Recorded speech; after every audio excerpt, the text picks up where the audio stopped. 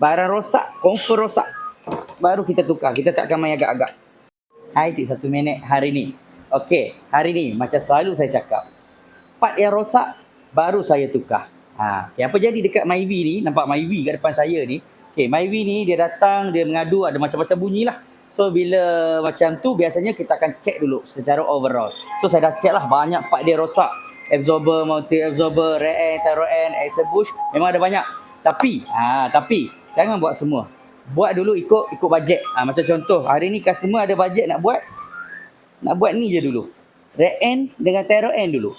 So kita buatlah rear end thyroid end dulu. Nampak? Ini yang saya kata tadi. Ni. Barang rosak, confirm rosak. Baru kita tukar. Kita tak akan main agak-agak. So inilah kepakaran kami untuk cari part yang rosak. Ini dia punya thyroid end ni. Ball joint dah out dah. Nampak? Dah lembik dah. Okey. Ini rear end yang rosak tadi lembik. Sekarang ini rear end yang baru sepatutnya. Ini rear end yang baru kita dah pasang. Nampak? Ni. Saya nak gerak pun tak boleh, keras. Nampak tak? Jadi kat sini, saya nak pesan. Kalau kereta tu ada bunyi, jangan takut. Bawa datang ke bengkel kami, bagi saya cek dulu. Kita cek, kita senaraikan dulu. Apa part yang rosak, jangan buat semua. Buat ikut bajet. Kalau tak ada bajet, jangan buat lagi. Relax dulu.